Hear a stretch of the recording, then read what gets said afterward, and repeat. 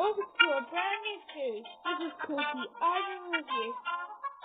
Today we're going to look at some of the very reviews that we come to look over the years.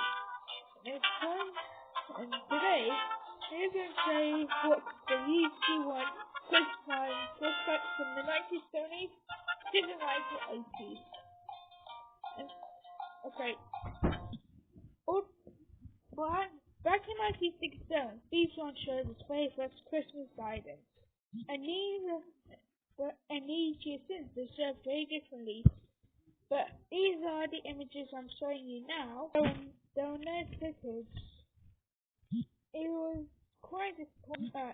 It's just that at the time there wasn't any BBC1 Christmas video calls or recording, which is very sad.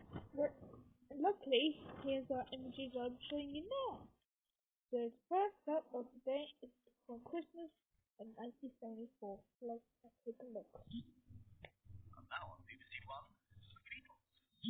Short but sweet. Okay, so we have a globe and some snowflakes, which is very similar that we had in 1969 all the way to 1971. But not much to say. Anyway, 1975.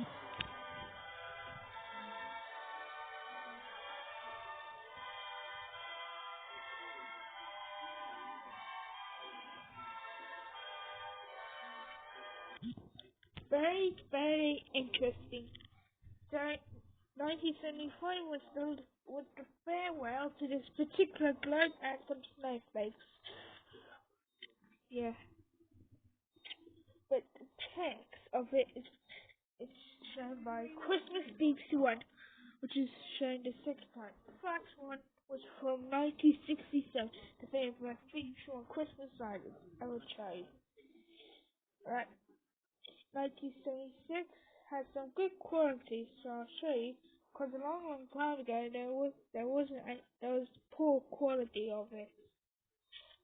But let's check.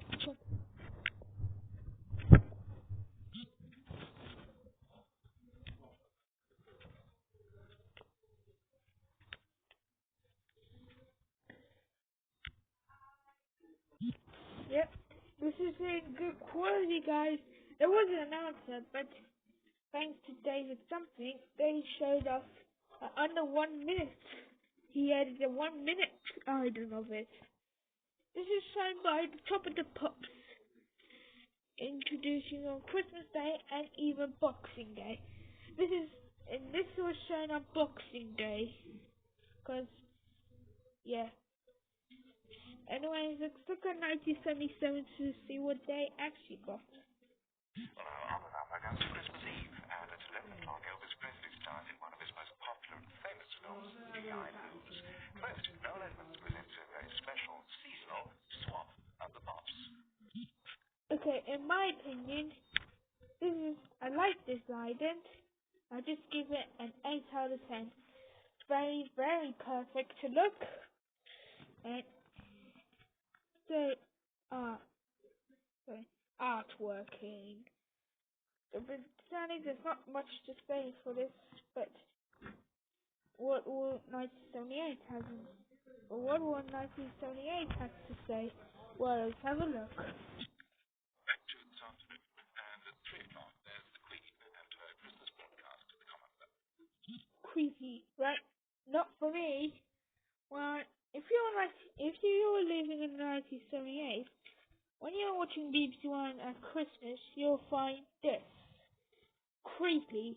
If you're little, if you were as a kid, very creepy. Anyways, this one and we finished up the last in 1979 with some very similar from 1973. Can you guess?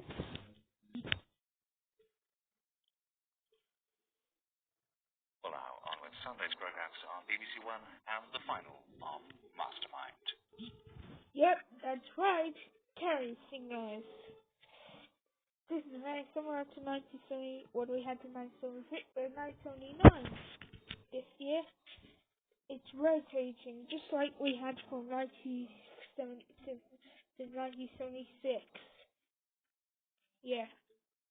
Anyways, Anyways, these, hold on.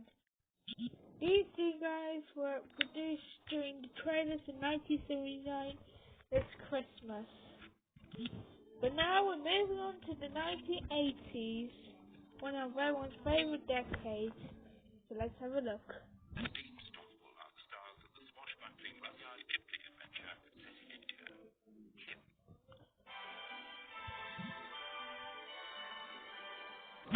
Well, that's a good way to kick off. This is one of my favourite BBC1 Christmas songs so far. I wonder what's... I know it's not even Christmas yet, but what's it going to be for 2023? No one knows. But yeah. Oh, by the way, this is the very first 80s BBC1 Christmas song they ever used with two variants. In the morning and the close down. Yeah.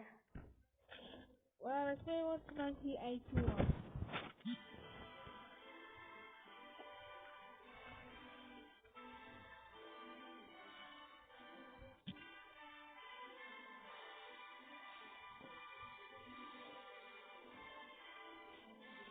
Okay, I kinda like this ident. You know why? Because these lovely colour baubles are so pathetic and style artwork. Yep, masterpiece artwork they did. Maybe my favourite one is the pink one. There's other colours like blue, orange, purple and green. Anyways, my daddy was born in 1982, so let's see what his very first Christmas looked like.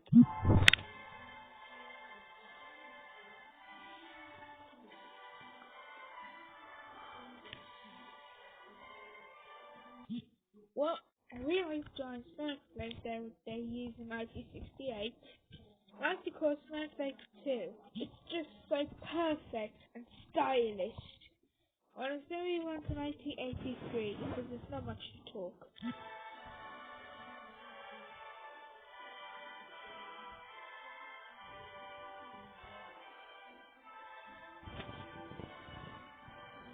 Okay, I like to call the snowflake free.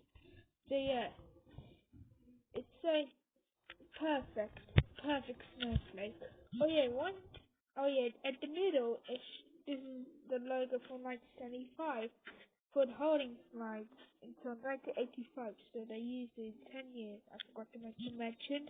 So yeah, anyways, let's move on to 1984. BBC1 before No Edmonds live Christmas breakfast show. The weather prospects from BBC1. Another big deal for Robbie Fox comes after half an hour of never liquid.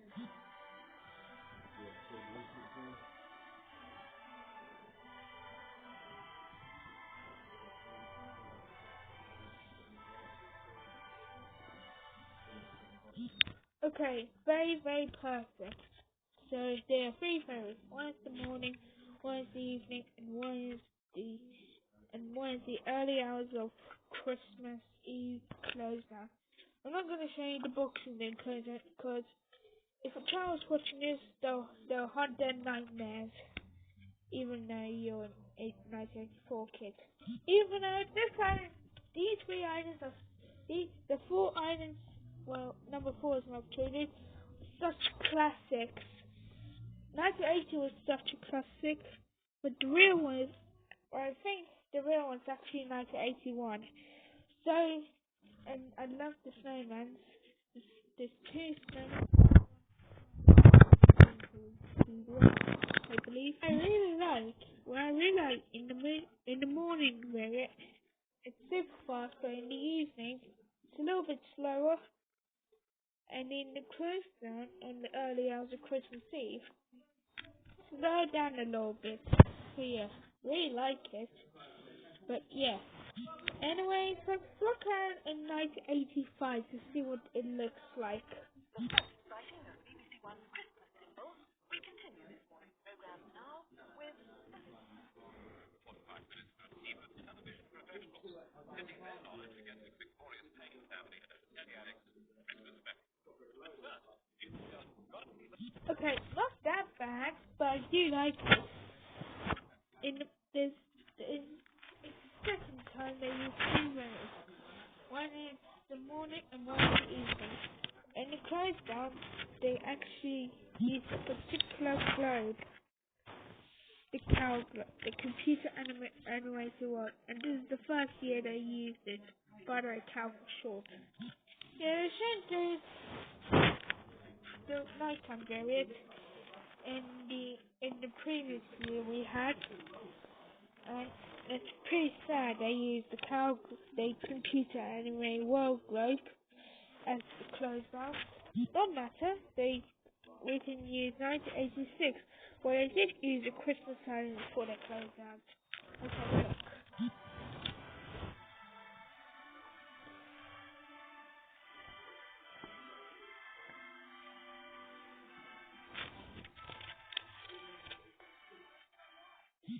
Okay, fun fact.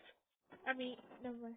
Fun fact, this is the very last ident to ever use an E to ever not feature music. Well, 1989 had a little surprise. No matter that, there's a fun fact in the following year. Let's have a look. This is BBC1. And now we go live to the Telecom Tower in London to spend Christmas morning with Noel. Fun fact, this is the very first BBC1 Christmas songs to ever use some music in the whole franchise. And I really like the swirlies and Christmas thingies they use for the words. They like the one with a candle. But I was very cringe of the close downs. Well, what a relief at the end. Someone blow the candle down. That'll be so terrifying to kids. But they're glad it didn't happen. I don't want to be scared. Well, a little bit. But yeah. Anyways, let's move on to 1988 when my mummy was born. Good morning and a very happy trip back in time now, as Christmas 1942 is our stopping point for an EastEnders special. Okay. Not that bad. Well, it's kind of weird. I'm just joking. It's just a kind of perfect masterpiece. A portrait in a pear tree and a holding slide in 1988 is very, very masterpiece too. Even though they did have a bird swooping down in close downs for no reason. Well, I don't know why, but I kind of like it. Anyways, we end now to the case in 1989.